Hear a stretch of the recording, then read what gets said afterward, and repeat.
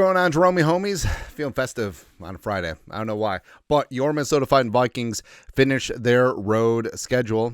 Well, 3-game road trip in Chicago, taking on the crooked Chicago Bears and looking to move to 9-2. What to do on the season. And there's going to be some stuff and some things that go on here. The Bears, Caleb Williams and company, changing offensive coordinators 2 weeks ago. Had a near-run thing against the Packers. They got to be pissed, especially since their long snapper got interfered with. But, of course, the Packers, habitual line steppers, right? But that offensive line, I don't know, Jim. I don't know. But weapons are abound. Rome Odunze, the rookie receiver from Washington, stud. Keenan Allen, the rugged veteran. DJ Moore can be super streaky, as well as DeAndre Swift. We remember DeAndre Swift. Yeah. And also Cole Kmet. And Caleb Williams, he can be very good. He can be very bad. What version are we going to get? And Brian Flores got to be licking his chops. Rookie quarterback no matter what. Defensively, I mean, the Bears have a good defense. I mean, let's just call it what it is.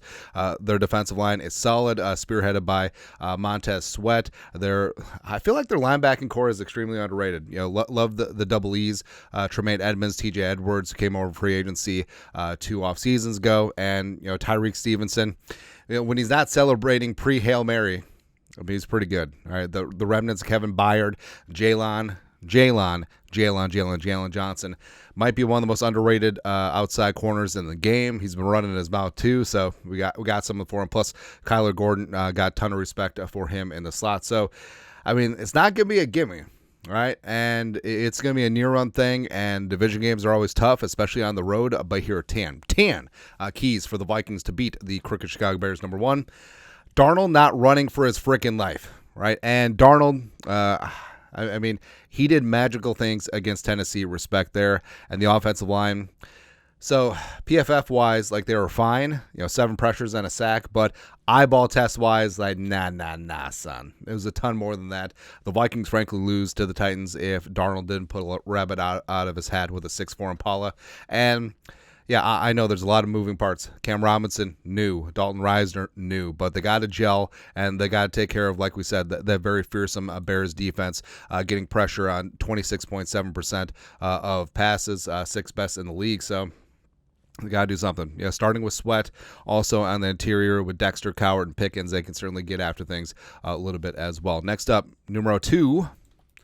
Slinging Sam takes what's there. So Darnold really toned things down against the Tennessee Titans, and he played a very clean game on Sunday. 62.5% completion percentage, 8.9 yards per attempt, 0. Kusag DeAndre also turnovers, which is going to be key, right? And the Titans were fixing to take away Justin Jefferson. That's exactly what the Bears are going to do. But whether it's Addison, Naylor if he catches the ball, as well as Hawkinson and Munt, Oliver likely going to be missing on Sunday. Slinging Sam needs to take what is there and should be able to do a little something against the very good Bears defense. Next up, number 3. Aaron Jones goes bear hunting. So that's why we actually have Aaron Jones on the graphic, because Jones, during his time with the wrong team, owned the crooked Chicago Bears. I know that Aaron Rodgers says that he owned the Bears. It's the other Aaron. But Jones, in 13 games in his career against the Bears, 712 rushing yards, 4.8 yards per carry, as well as 11 touchdowns. And I know that we want to keep some wear and tear off of Jones, but I feel like this one is going to go big. I feel like he's going to finally freaking get in the end zone, which certainly will be kind of nice, and it'll be good for the horses up front to get a little bit of confidence running that ball, especially a lot more power, a lot more gap. Next up, key number 4 for the Vikings get a win on Sunday.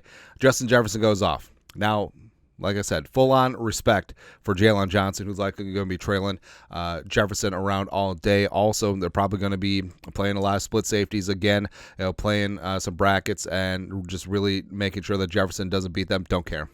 I do not care. We've been waiting. I've seen the top of the mountain with Justin Jefferson. I know that he's fixing to have a massive day, because like he doesn't talk about Jamar Chase as much as Jamar Chase talks about Justin Jefferson. But seeing Jamar put up monster numbers, that JJ's like, I'm going to give me some too. So whether it's Jalen, whether it's double, triple team, does not matter. Like, I'm just thinking, like, When is the annual Jefferson 12 catch, 230 yard, 3 touchdown game? When's that coming? Right? It's going to be 52, partly sunny, no real wind to speak of, no rain. So conditions will be aight. So bring it on. Next up, number 5, trading wheels off of Hockenson. Now, I respect it. So O'Connell and the medical staff easing Hockenson back into the fight, getting him in game shape, fully understand that. But with Oliver gone, I feel like his usage has to be ramped up. So he's playing around 50% of the snaps. Last 3 games back, 13 catches for $112 on 16 targets. And I just feel like we're ready to unleash. Like, he had himself a nice game against Jacksonville, but I mean, if they're hell or high water taking away Jefferson, Hawkinson's got to be there. And Darnold's got to be able to have the patience to find him. Other side of the ball. Key number 6, don't let Caleb freestyle. Now, I'm not talking about I don't know what I'm supposed to do when a man beatboxes in my face. But Caleb, as a quasi-USC fan, as I've said a bunch, like, and watching every single snap of Caleb Williams, like, he is at his most dangerous out of structure. Right, and new OC Thomas Brown is basically letting Caleb Williams play. I know sample size of the Packers game, but I mean, Caleb outside the pocket is where he's the most dangerous, when he's just making stuff out of nothing. That's exactly what he does. But also the Bears offensive line, who, I mean, they've been shifting around. They've been trying to find some semblance of decent starters, but they've had a bunch of injuries up front. But the Bears offensive line surrenders pressure on 35.5% of dropbacks. But also, they may need to deploy a bit of a mush rush, like they've done early in the season against Daniel Jones, Brock Purdy, where mobility is key. So it isn't just going to be just rush and tee off on people. Like, you're going to have to maintain edge and gap discipline. I think this is going to be a big AVG and Jonathan Grenard game, as well as Tellus with Metellus, Harrison Smith setting the edge. So that's where Caleb Williams is going to be the most dangerous, right? So rush him, but make contact, get him down. Like, don't let him scramble and just make something out of nothing, right? Next up, key number 7, DeAndre Not So Swift. So Swift has been dealing with a groin issue, was limited participant in practice on Thursday. Will be good to go, but he won't be 100%. And last time the Vikings faced DeAndre Swift was week 2 last year when he was with the Eagles. He ran for $175 on this defense. Can't have it. Can't have it. So the Vikings' number 1 run defense, it's going to be tested, right? And they're going to try and take some pressure off of Caleb Williams. They're going to try and run it with Swift and maybe some Rashawn Johnson mixed in there as well. But the front seven's got to bring it, right? So gap discipline, Pace and Cashman do their damn thing. And also Tilly, Phillips and Bullard up front. Got to be stout. Next up, number 8. Rome wasn't built ever. Right, and respect to DJ Moore. I mean, DJ Moore is a bad dude. I'm sure DJ Moore misses his days back in Carolina with Sam Darnold. Also Baker Mayfield, by the way. But Rome is heating up, right? And the connection between Caleb and Rome, fellow first-round picks, fellow top 10 picks, it's certainly there. And against the Packers, he had 10 targets, 6 catches for 65. He's your classic, big-bodied outside the number X receiver. So they got to bring it. And it's Gilly, Shaq, Murph, everyone taking turns back there. Maybe a little bit of bracket coverage on Rome as well. Just don't give up the big play, because I think that's going to be – I think the Bears are going to come out. They know that they have to swing big. So I could see them tossing a couple of haymakers early and often, mainly from 18 to 15. Next, number 9. Random game-changing play. Like, I just got a gut feeling like this one's going to be weird, where obviously don't turn over the ball and get turnovers. Like, that's key. Pick 6, scoop and score, a Brandon Powell punt return touchdown. This game, I feel like early it's going to be a little bit tight, but then it's going to change on something completely random. Like the inverse of the Vikings-Packers game, where the Vikings were whooping somebody's ass, and then the Jalen Naylor fumble on the muff punt and it lost in the sun, gave them a free touchdown. That's basically, yeah. But this one, I don't know. I just feel like Jonathan Grenard strip sack and then a nice little Josh Metellus scoop and score. Woo! We'll love it. We'll love it. And if I'm correct, do y'all want the Powerball numbers? That's it. Lastly, number 10. out physical them at the line of scrimmage. Now, this should obviously be a given. I mean, football is a physical game, but the Bears, I mean, their offensive line, Vikings defense has to handle them up front, as well as, I mean, the defense is going to be tough, but offensive line, you got to start gelling. You got to start getting things together, and not only protecting Sam Darnold, but also making some room for Aaron Jones as well as Cam Akers too. So that's what it comes down to. We're gonna whip somebody's ass, and that's something that O'Connell has stressed. And this is, I mean, we're starting to hit the high leverage part of the season, man. And also, this is your second to last game in the elements. Next one is going to be Seattle right before Christmas.